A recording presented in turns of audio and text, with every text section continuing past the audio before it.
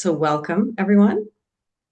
My name's Sherry Horde, and myself and Aaron O'Neill have been putting on these sessions on behalf of the Peter and Jan Booz Foundation. And originally, this came from a collaborative that we had November 2024. Some of you might have been at that collaborative. And for those of you that weren't, we called it the Third Sector Collaborative. And what happened was we had people from all over the third sector in Barbados come and talk for a day about the vision for the third sector in Barbados. What do we want it to look like? And then we spent the afternoon looking at challenges. Well, what's keeping us from getting there? And a couple themes came up. One of them was capacity building, which is an expansive topic, but building capacity and knowledge was part of that. And so this series of sessions is in response to that. And also in the spirit of collaboration, we want to increase collaboration. And so we've had one session so far on volunteering, and there was some magic that happened in that session with people able to help each other. And we're going to create lots of magic in this session when we talk about the value proposition and value. So let me start by giving a little bit of context. So as I mentioned, we had a third sector collaborative, and one of the things that came up ties the first session that we did around volunteerism and this session around value. And it was that they wanted to, everyone was in agreement that we should promote a high culture of volunteerism, but specifically that the economic and social contribution of the third sector and the volunteer would be valued. And so we're going to explore that more because that word value kept coming up over and over again. And so in the exact summary to that meeting, we noted this. Next steps include clarifying how to demonstrate value to better enable TSOs to attract funds, whether from potential donors or from customers. So the context of third sector is we're basically talking about everyone outside of the private sector and government. And this is primarily charities, not-for-profits, associations, community groups. And when we use the word TSO, we mean third sector organizations. So what we're trying to get at here is how do we demonstrate value? And part of that is the communication. How do you communicate to others the value you bring? Because if you can communicate that, you can get better results. And so we're super excited that Selwyn Cambridge is with us today. And he's going to take us through a process that he's used at 10 Habitat, where people start thinking about, well, what is the value I bring? But how do I tell others about it? And that's the key thing. So I'll just quickly go through the agenda and then I'll pass it over to Selwyn. So I'll let Selwyn introduce himself. He'll also call upon a couple people to introduce themselves and their organizations. And you might want to volunteer for that if you're okay with us kind of asking you questions throughout this session. So we're going to start with something we call the customer journey. What is it the customer goes through when they make that decision about whether to engage with you or buy from you? And then we're going to build the blueprint of like, why do you do what you do? What is your impact? And this will lead to something that we often call the pitch, or how do you articulate well what it is that you are engaging people with? We'll do a bit of a recap, and that'll take us to the hour. And at that time, we'll stay on a bit longer for those people who are been thinking about all this as we go through, and they have specific questions for Selwyn, maybe related to their own organizations. Thanks, Sherry. Welcome everyone, and thank you again, Sherry and Aaron, for having me. So by way of introduction, some of you know me because I would have interacted with some of you in the past. I recognize some of the names. I run a nonprofit called 10 Habitat, which focuses exclusively on developing investor-ready ventures. But quite incidentally, some years ago, we had partnered with the EU to develop a program to utilize entrepreneurial methodologies to help CSOs and nonprofits be able to apply entrepreneurial thinking to the way they develop efficient and sustainable systems. So I was pretty excited to have this opportunity to really share some of those insights and approaches with you to be able to get into when we talk about building sustainable CSOs, and when we talk about building sustainable charities and other nonprofit ventures, how crucial is value in that equation? And how important is it for you to understand exactly how to communicate that value to your benefit? And so the process that we'll be using, which is the customer journey process, really comes from the business perspective of for-profit ventures, but the methodology is very much the same. And where you see customers, you can very well replace that with volunteers, with partners, with funders.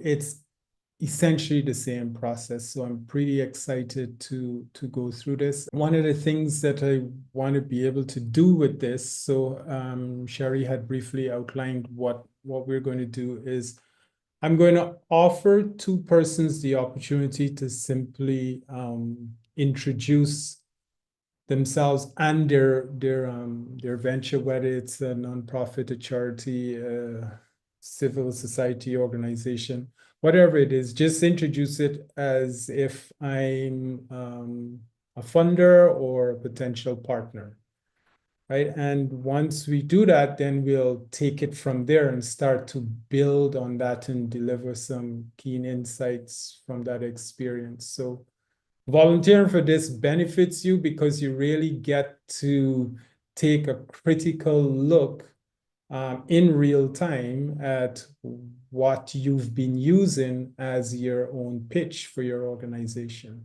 Yes, please. I'll try this. I am Ramona Smart. I am the General Secretary of the Barbados YMCA. Now, the YMCA has been around in Barbados for many years, 100 plus years. And as you would appreciate, we've gone through many different cycles, many different activities, many different eras, decades. But at this point in the life of the YMCA, the focus still remains and has always been on young people and how we can impact their lives and make a positive difference in their lives. We focus a lot on educational aspects, improving their academic performance and at school and impacting their life in a way that they become better rounded individuals, being positive parts for the community in which they operate, whether it's school, home, church, in their neighborhoods. So we focus on the development of young people, and we start from as early as 4, 5, 6 years old up until teenagers. And we take it a little further and we encourage them to become part of the organization, form youth groups, and also lead in that way in creating their own change, being change agents in their own way, also being part of the YMCA and falling within the gamut of what we offer locally. I think that's it for me for now. Thank you. Thank you so much, Ramona. And thank you for being the brave soul to go first. I made some notes on yours, so I will respond to that in a bit, but I would love to have another one. Any other person who's going to volunteer?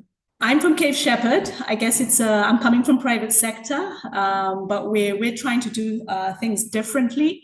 Cape Shepherd is a well-known name in Barbados. We've been giving for over 100 years.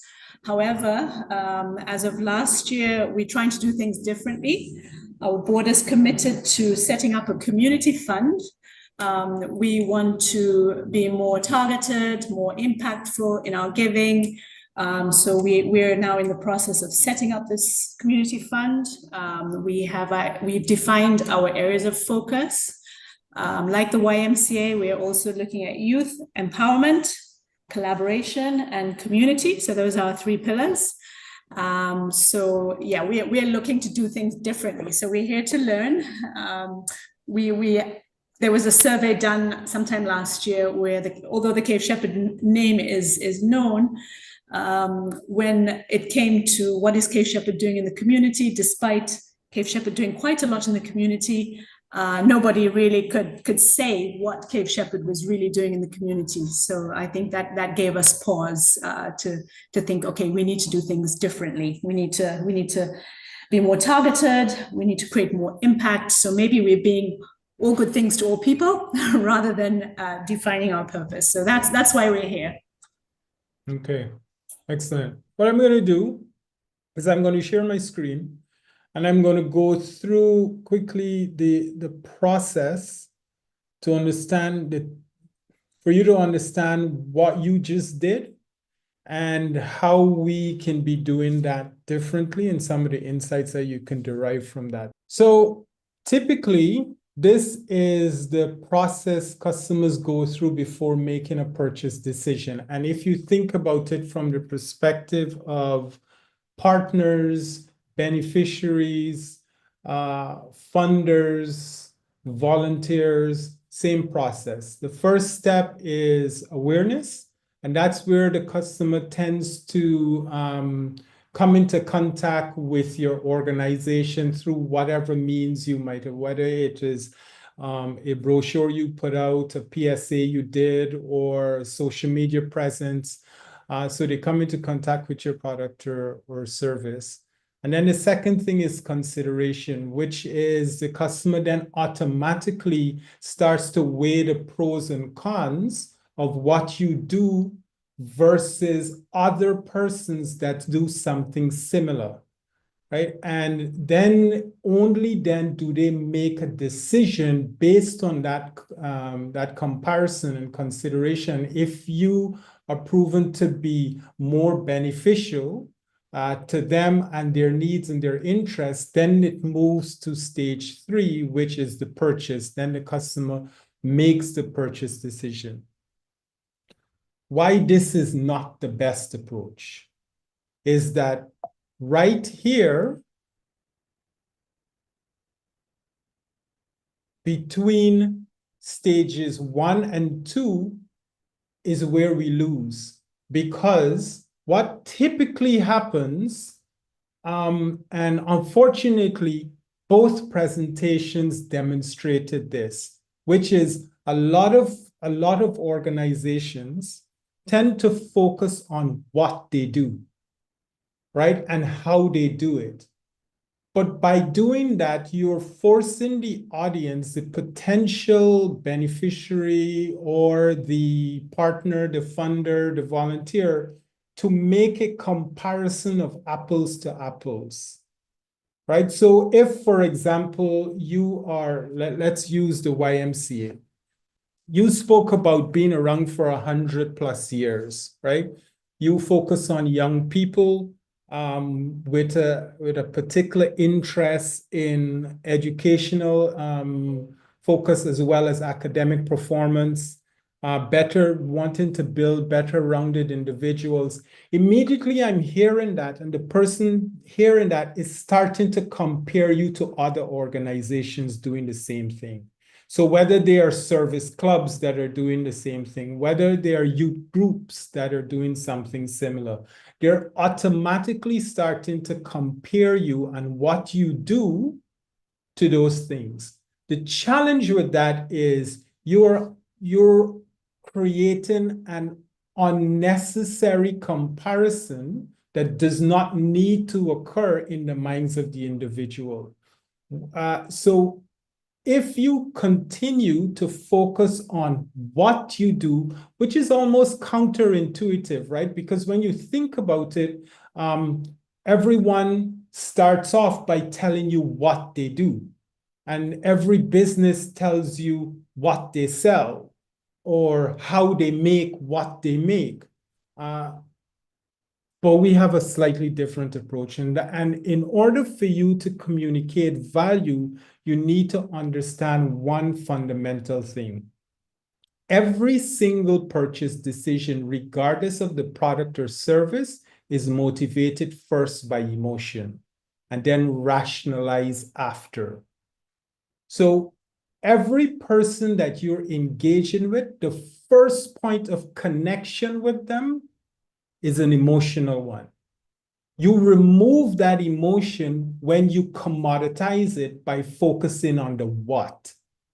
And so one of the things that we work with, and this is what we'll do during this session, is to work with you to move you past the emphasis of focusing on the what and the how, and we get you towards a more enhanced customer journey process.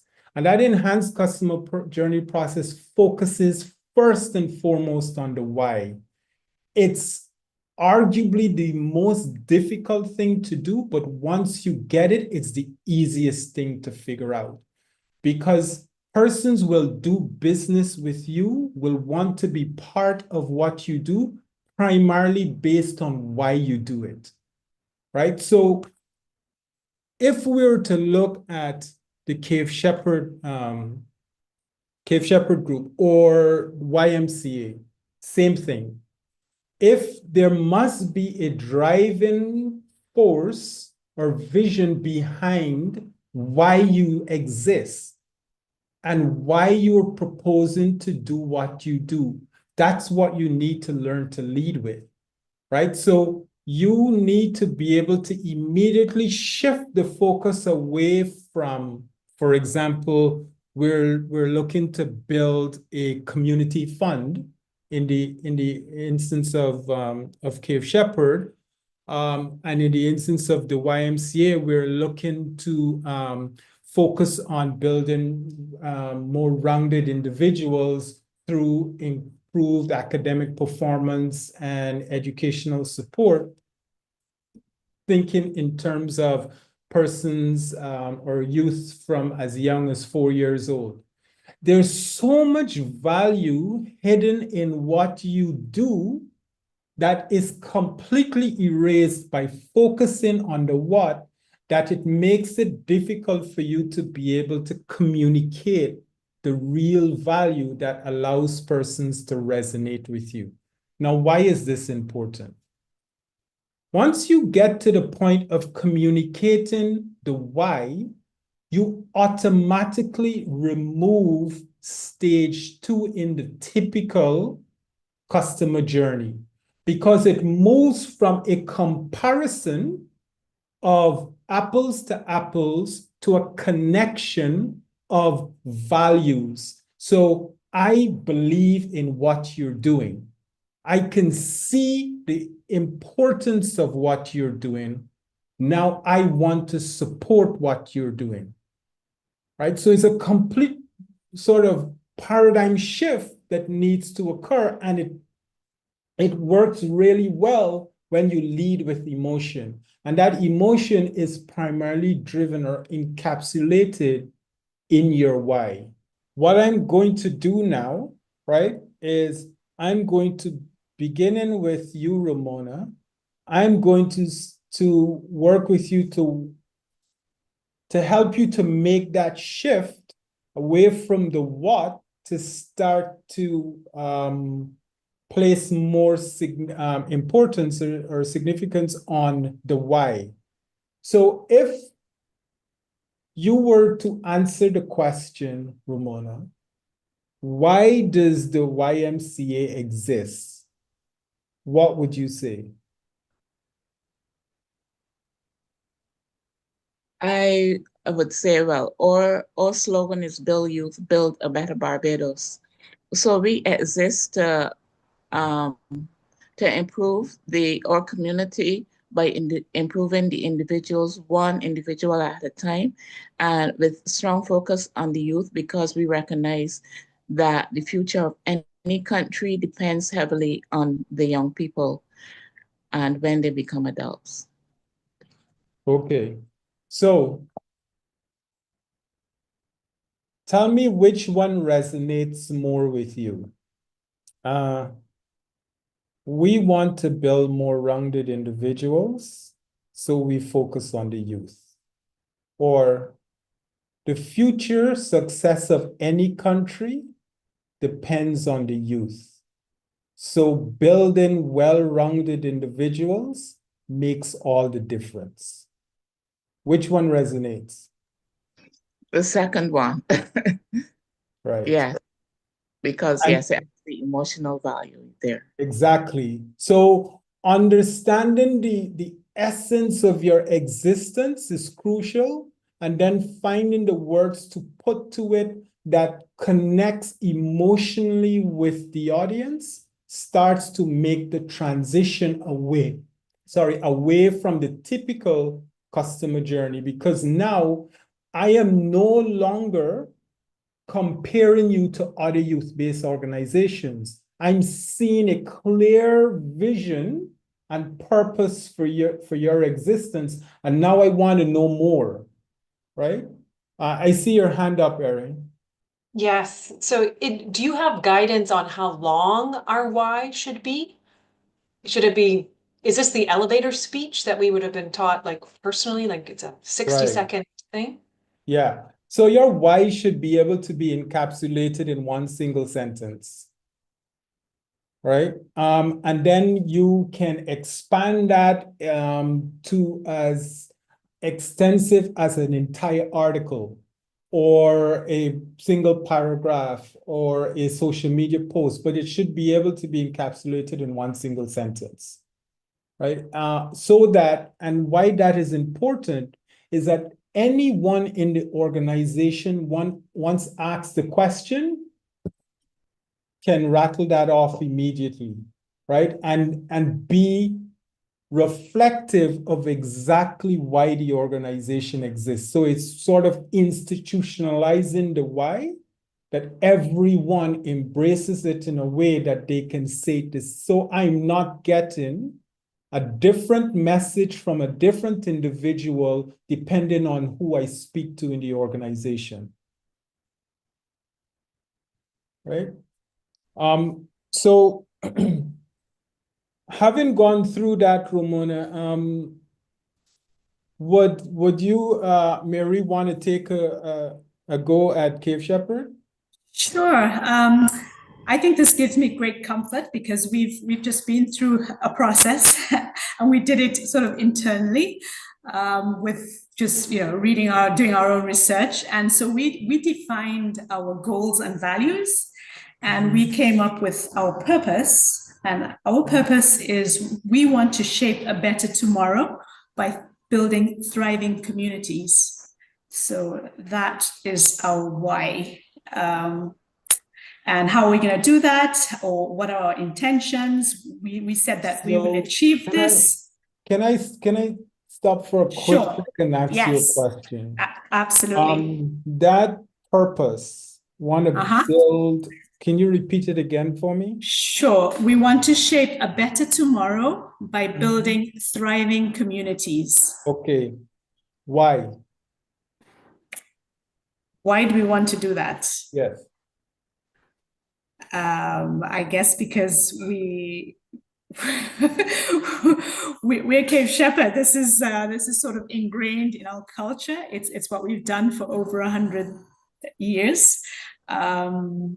So this is just we set that. One of the things. Let me just say, Mary, I think you're on the right path. You've started the steps in the right direction. But one of the things I would want to caution you to take a look at is that so your why is not a vision statement, is not your purpose. This is more a very deep emotional connection that you have that is reflected in your value and communicated or demonstrated in your impact, right? So when you talk about wanting to build the shape stronger communities, right? Right. There has to be a bigger element or something that is driving that, and that is really where you get to really articulating why. Now, the fact that you're Cape Shepherd, you've been around for over 100 years is great. That means you have deep history, you have a strong connection to the community. So somewhere within there is your why, because Cape Shepherd was started by someone with a purpose, with a vision that encapsulated a number of experiences and a vision that they wanted to see a better Barbados. And so that comes out of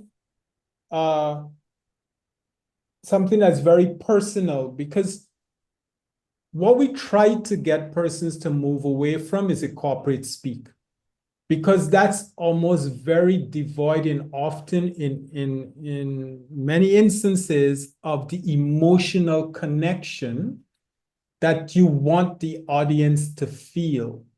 So with as deep a history as Cape Shepherd has, and as extensive an experience that you have, there is some really, really rich insights that can be evoked from that life experience that will create a why that connects to your purpose. Now, your purpose is your purpose, but your purpose exists. Why?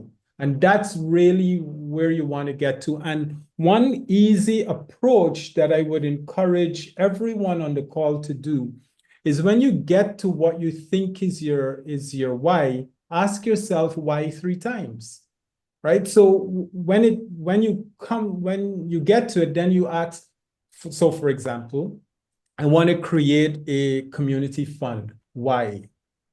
Well, because I want to support communities to build a better Barbados. Why?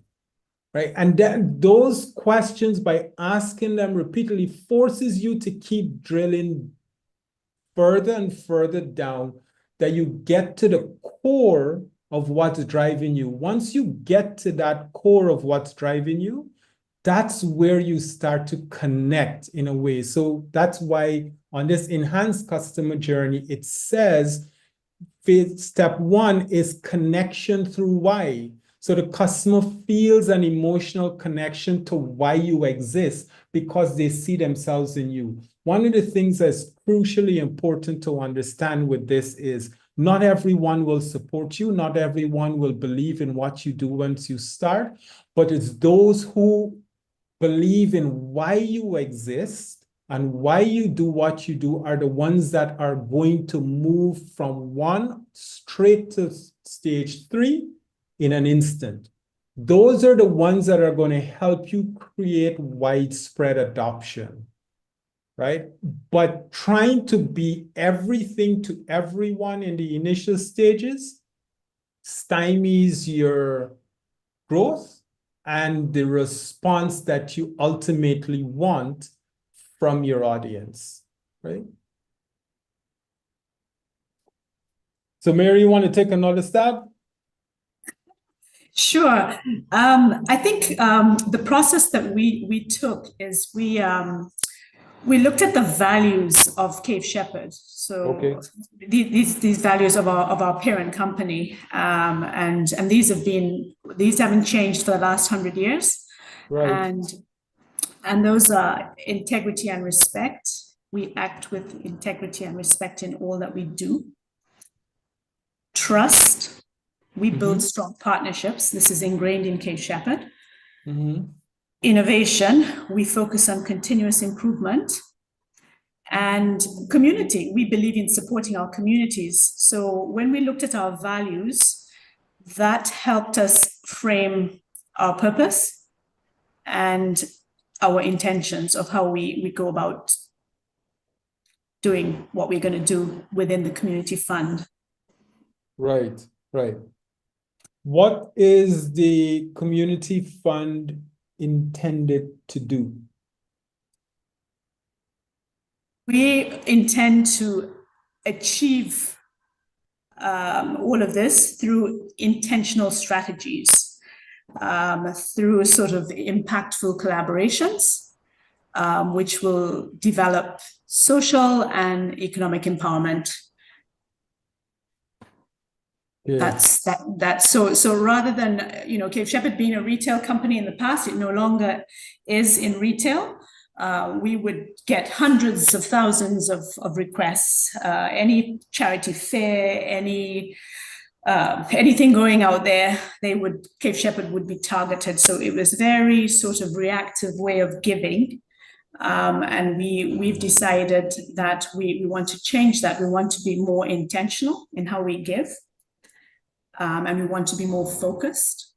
And how do we do this? We do this by looking at our values, where we can, you know, we do this by forming impactful collaborations with others. We know that we can't do this alone, so we that's sort of like our giving strategy. Okay, so you said something that really resonated with me, and this is what I mean about trying to get very clearer positions on your why. You said that Cape Shepherd has been in retail for over 100 years, and you realize that you can't just be in retail. Right. That immediately resonated with me, and I started to see something along the lines of Cape Shepherd believes that there is more to purpose than simple retail. We want to be able to transform communities by building on integrity, driving innovation, and supporting individuals. Right? Right. Now I'm starting to understand where you came from, why you changed that, what it's based on, and now you're communicating through an emotional lens with me. Right? Right. Now there's no one that I can necessarily compare you to, because you've established such a strong fundamental position based on, one, your history, two, clearly why you believe in what you believe in. Civil society organizations, or the third sector as it's called, tend to suffer a lot from the unsustainable aspect of volunteerism, right? So one-time persons will volunteer, and then it's a struggle to get those persons to continue to volunteer. What you want is not necessarily persons to simply volunteer because of who you are, but they're volunteering because of why you exist. Because why you exist connects and resonates deeply with them, and they want to be part of that. Which is why stage 3 goes on decision to be part of the change. So you're attracting individuals who believe in what you believe in the difference you're trying to create and the change you're trying to affect, and they want to be part of that, right? And it's the same thing in relation to funders. They want to contribute to something like that. The society wants to be, or communities want to be part of that and support it. And what ends up happening is that you reach to a stage where you start to quickly attract third-party validation, right? Where there are other persons validating your existence and why you exist and why it's important to support you. Right. And so now you've sort of created over time this army of ambassadors that are going to drive the widespread adoption. Your role is not to drive widespread adoption. Your role is to focus on converting those who believe in what you believe. Plain and simple. They will do the work of helping to generate the widespread adoption. Right. Any questions so far? I've got a quick question, Selwyn. Yeah. They often talk about how you should have case studies or examples of the work you've done that are emotional and attract people. So you're saying you can have all that, but you have to have, to begin with, the emotional statement of why people should care about those examples. Is that what you're saying? Yes, 100%. Because it's part of it psychologically is called priming, right? So before a person accepts your impact, they have to be in a frame of mind to be able to appreciate the value that is resident in that impact. The only way that they're able to accept that wholeheartedly is by establishing the emotional connection so that they can literally see themselves, their values, and their existence in your why. And so now, when you're able to present the case studies and the work that you've done and the change you've been able to affect, it's being seen in an entirely different light, simply because they're no longer simply just making a comparison, they're making a connection, right? And that goes a huge way in terms of helping you to break down the barriers that we typically find ourselves having to confront as a third sector. So one of the things that I want you to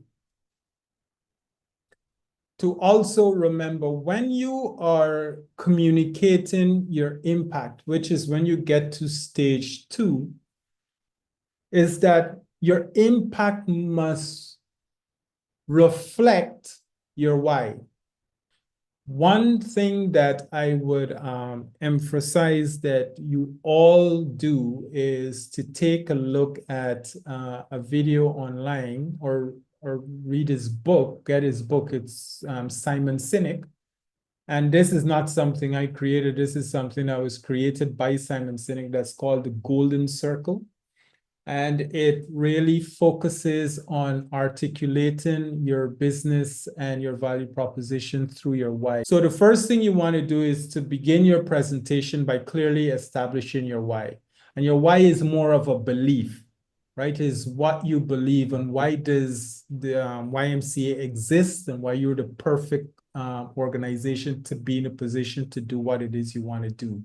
And now from that why, I want you to move into the impact. So don't tell me so much about what you do, but tell me about the impact you have been able to create from what you do, right? So there's a difference there because that's where you're now starting to reinforce your value because no longer so don't say we run after schools programs or we run lesson programs or special dance classes. Those are all what you do, right? And how you do it. What I want you to be able to say is, for example, we've been able to help 10 students pass their CXCs, or we've been able to support 25 disadvantaged youth be able to afford an opportunity to further their education or achieve excellence on this level. And then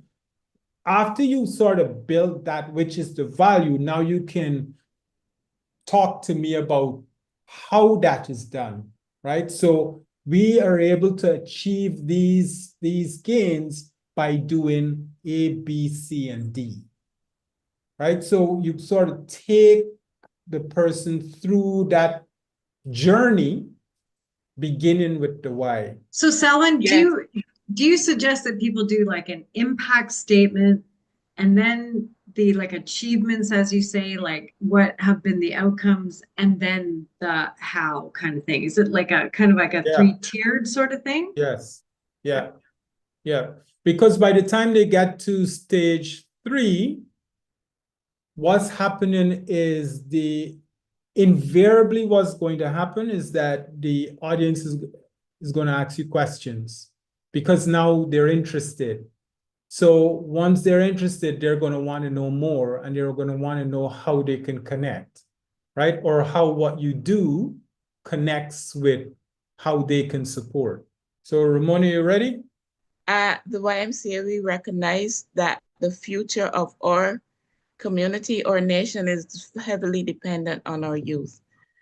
And so it's important that we help develop our youth. I've gone into the what already. That's okay. That's okay. You keep going. We'll break it down. We'll break it down. It's important that okay, at the way we recognize that the future of our nation is dependent on our youth. That is why over the years we have been able to achieve strong results from our various programs. And with that in mind, we continue to focus on life skills and academic performance for the youth, for their lives starting from as young as possible, as 4 up to teenage life. I don't know. So that's fine. Like I said, sometimes it can be fairly challenging to get that why sorted, but once you get it, everything flows. So the heavy lifting is really in determining the why. So one of the things I would encourage you to do when you get a chance to really go through this process is to make a list, right? Make a list of all of the impact you've been able to create in terms of not the programs, the impact you've been able to create. So how many kids you've been able to help. Once you have figured out what clearly that why is, then you start to draw the connections between the impact and the why. So it's almost like drawing lines, right? So if you say, for example,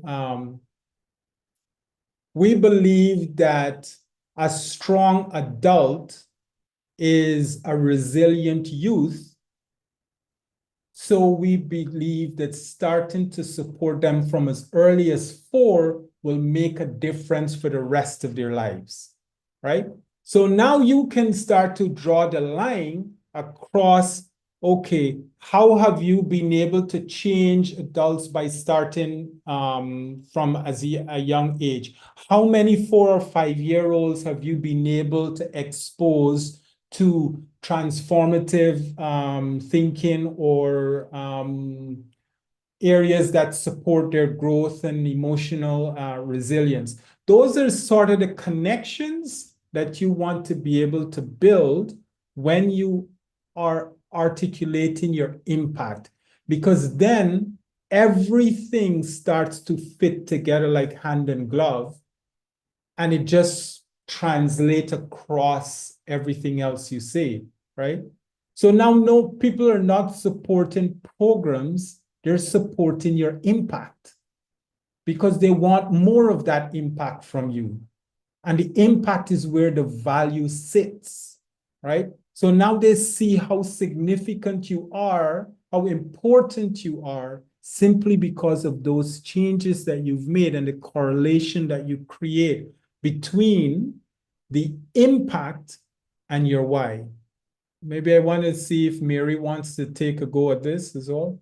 Community and collaboration. The Cape Shepherd Community Fund collaborated with Rotary following Hurricane Beryl to help approximately 12 boat owners to get their vessels back into the water, restoring livelihoods in Barbados. Mm-hmm. So that's a specific example, I suppose. Right. So a very specific example. I think that is a very rich example. The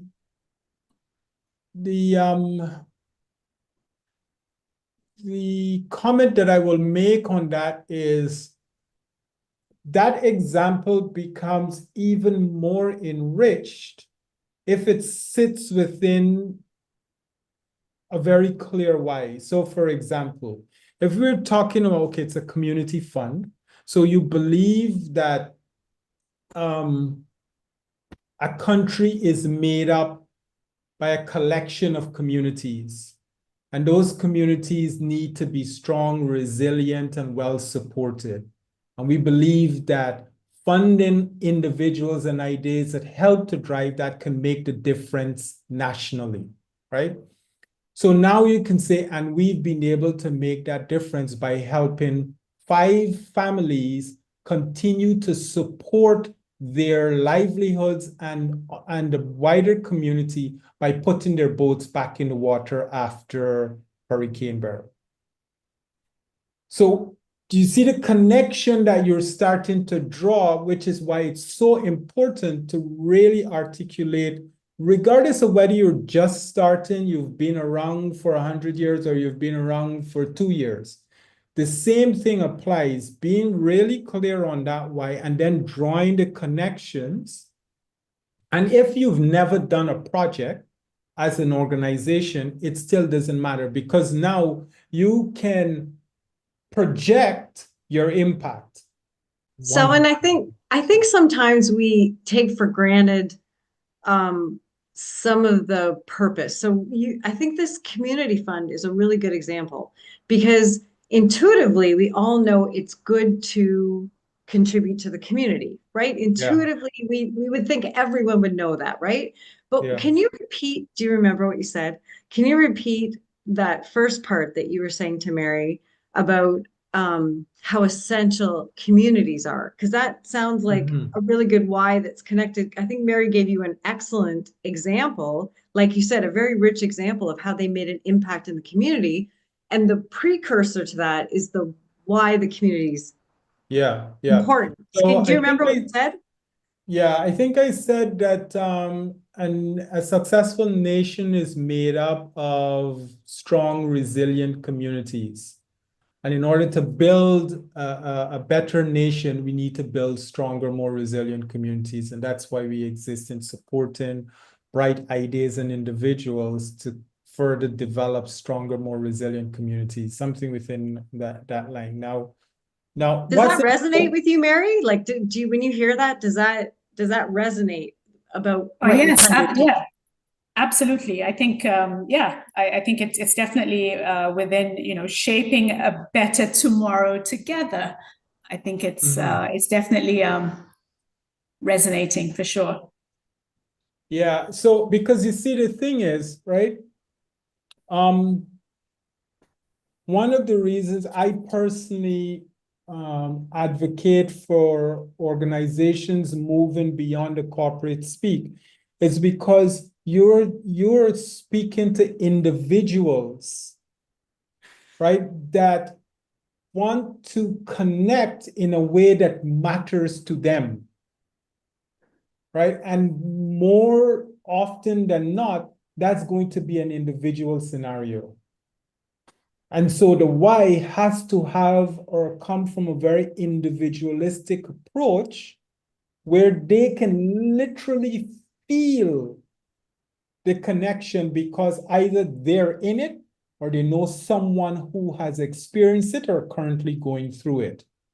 And that the moment you have that emotional connection, everything becomes easier, because now they're starting to see your existence as relevant and they're able to relate to it in a way that moves you right through the journey to phase 3 or stage 3 very quickly. A lot of persons, if I were to go back, a lot of persons get lost right here, right? Which is between stages 1 and 2, because they focus on the what, and because there's no established emotional connection between the audience and the message, the natural next step is consideration, which is weighing and evaluating your existence against someone else. And so now you're being forced, or the customer is inadvertently forced to make a comparison. You don't want that comparison to occur, right? You just want to establish a connection. And that connection is first sparked by the why, right? Is first sparked by the why. Great. So I just want to maybe move into the recap stage here. Something, Selwyn, you said, I think that's so pertinent is that individuals make decisions, not companies. Individuals in companies or individuals within foundations make decisions. And so you're encouraging us to resonate with individuals through the emotional attachment to individuals. Yes. And that is what gets us kind of through the second part into that third, making the decision, and not putting us in a basket with a whole bunch of other similar or what they believe to be similar. Because if you do the impact statement correct, they know that we're on our own and we need to go right to the I choose you decision, because there is no comparison. We need to let them know that there's no comparison to anyone else. And that's our goal. Yeah. So, and I think today showed that it's not that easy, right? And I think we make a lot of assumptions because we live in these organizations. We make a lot of assumptions about what other people know about us and the beauty of what we bring, because we live it every day, right? And so Selwyn's encouraging us to communicate that in a way to people who might not know who you are, might not know what you do, but can understand the emotion that you elicit in them and then want to be part of it. So that was like great. That was a great example too. I think Ramona and Mary, I think you did a great job. And this is very difficult on the spot. And you got a lot of ideas now that you probably would go away with yourself or your team and kind of bring these things to the forefront and have a discussion about them. Every decision is first driven by emotion and then rationalize after. Great. Thank you so much, Selwyn. This has been such a productive session in that people were able to kind of use their thoughts and work through it. And it's interesting how you picked up on the emotional parts, encouraging people to work with those. But a thank you to Selwyn, because I have heard before, I've been to other seminars that share a similar comment about finding your why. But this is the first time I've ever seen it broken down into step by step, where I can now go away and follow it and use that as my value proposition. So thanks a lot. You're welcome. You're most welcome. And thank you, Ramona and Mary, for being brave and sharing your starting points. Thank you. It was a great session. Unfortunately, I have to leave now. But I look forward to joining the next one. Thank you so much. Thanks, Mary. Thank you.